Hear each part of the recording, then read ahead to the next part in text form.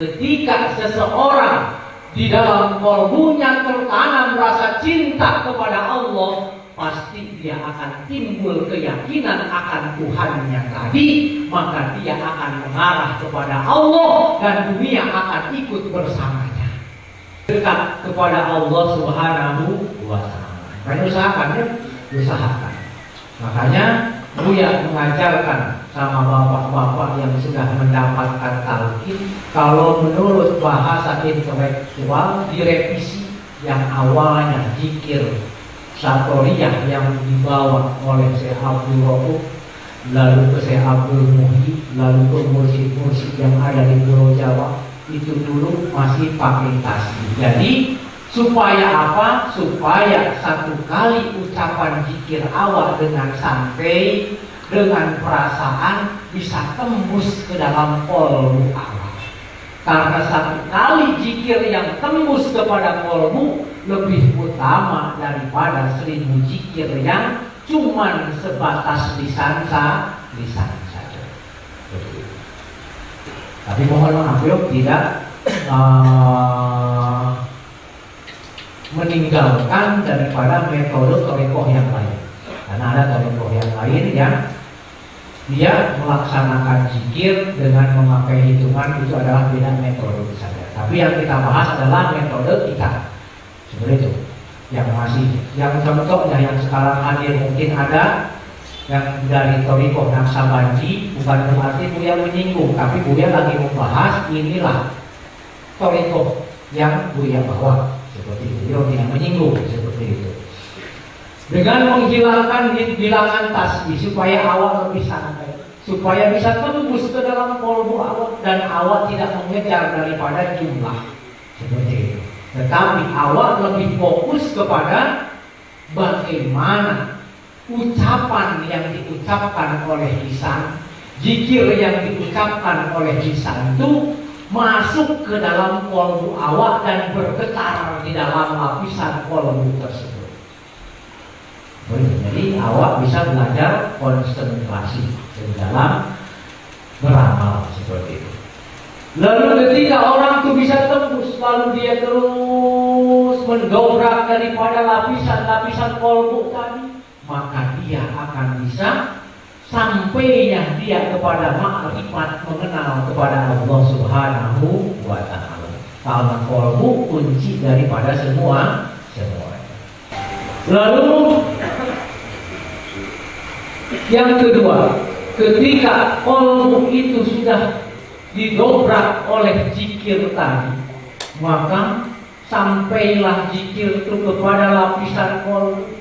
Maka yang kedua ialah dia akan menumbuhkan kolbu itu kecintaan kepada Allah Subhanahu wa Ta'ala. Kenapa Allah selalu kalah oleh perkara dunia? Kenapa? Karena tak ada rasa cinta kepada Allah dalam diri awak. Ketika awak dibentrokkan oleh Allah dengan kewajiban seperti itu, kewajiban yang datangnya dari Allah, lalu ketika Allah bentrokan dengan perkara dunia untuk diri awak, maka ketika seseorang di dalam kalbunya tertanam rasa cinta kepada Allah, pasti dia akan timbul keyakinan akan Tuhannya tadi, maka dia akan mengarah kepada Allah dan dunia akan ikut bersamanya. Tetapi kalau seandainya cinta kepada Allah itu kalah oleh cinta dia terhadap dunia, maka Allah yang akan meninggalkan dirinya tadi. Wah. Jadi Buya melarang kita untuk mengejar dua. Tidak, jangan salah paham. Kembali kepada perintah Rasul. Apa makna perintah Rasul? Genggamlah dunia di tanganmu dan jadikanlah Allah ada di hatimu. Jangan kebalik. Awak sekarang kebalik. Kecintaan dunia ada di kolbu, Allah digenggam oleh tangan. Yuk, kembali kepada perintah Rasul. Jadikanlah Allah itu di dalam kolbu kita, lalu genggamlah dunia cuma di batas genggaman tangan. Sebab kalau dunia itu sudah masuk ke kolbu, akan sayang awak, akan payah awak mendapatkan daripada ibadah yang betul-betul bisa ibadah kepada Allah, karena awak akan terhijab oleh kecintaan terhadap dunia. Contoh, ketika seorang suami mencintai istrinya dengan betul-betul mencintai istrinya, ketika istrinya itu senantiasa meminta sesuatu, walaupun si suaminya sibuk, maka dia akan mengusahakan apa yang diinginkan oleh istrinya tadi. Kenapa? Karena tertanamnya rasa cinta terhadap istrinya. Lalu ketika seseorang mencintai Allah Subhanahu wa Ta'ala, maka dia akan bisa mengatur semua urusan yang dimana urusan dunia cukup ada dalam genggaman tangan dia, tidak masuk ke dalam kolbu awak. Nah, jadi kenapa di dalam diri awak selalu payah di dalam ibadah, selalu payah untuk mendapatkan kehusuan ibadah? Karena terhijab bukan Allah yang ada dalam kolbu, tetapi dunia yang ada di dalam kolbu. Seperti itu. Contoh, ketika malam Kamis, sekarang ada jalan, Allah sengaja tuh Allah bentrokan, sengaja Allah memuji. Banyak yang tidak bisa datang malam Kamisnya, sengaja Allah bentrokan, Allah uji. Kau datang malam Kamis menuju kepadaku, kata Allah, atau kuuji kau dengan dunia, kemana arah kau? Ujian dari Allah, Allah harus paham. Bahkan bisa meninggalkan malam Kamis. Di mana titik ujian dari Allah? Allah ingin tahu kecintaan kita kepada Allah, kepadanya. Apakah cinta kita bohong ataukah betul? Kalau cinta kita kepada Allah betul, maka kita tetap akan menuju kepada Allah Subhanahu wa Ta'ala.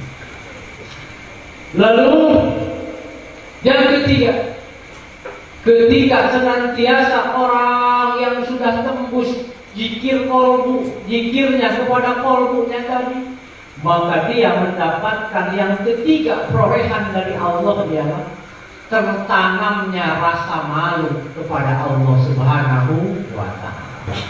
Kenapa terhadap manusia ada rasa malu, tetapi terhadap Allah tak ada rasa malu awak? Gimana cara awak untuk mengolah diri supaya awak tertanam rasa malu? Tengok, ketika awak dibentrokan untuk ibadah, lalu kita hitung nikmat yang Allah berikan kepada Allah. Ketika awak senantiasa berat di dalam melaksanakan ibadah, lalu bayangkan berapa banyak nikmat yang Allah berikan kepada kita. Malu awak sama Allah. Awak masih diberi kesehatan oleh Allah, kenapa tak mau ibadah? Malu awak sama Allah. Pada saat ini Allah masih memberikan rezeki kepada awak. Kenapa awak tak mau betul-betul untuk bisa mencintai dia? Malu sama Allah. Allah memberikan rezeki kepada awak, bahkan ada sedikit lebih. Pada saat ini awak masih memiliki sifat pelit dan pikir terhadap sedekah dan infak. Tertanam tidak rasa malu dalam diri awak, berarti itu ciri iman kita bagaikan imannya orang yang awam. Dan itu ciri awak akan celaka nanti di alam akhir. Tapi kalau awak malu bisa meningkatkan kualitas ibadah kita kepada Allah, maka niscaya kita di dalam tertanam rasa malu dalam diri itu, menyelamatkan dan mengukur, menghitung-hitung nikmat Allah kepada kita dan membandingkan dengan ketaatan kepadanya, maka lebih besar dan lebih banyak kenikmatan yang Allah beri dibandingkan nilai ibadah kita kepada Allah. Maka di situ awak tertanam rasa malu.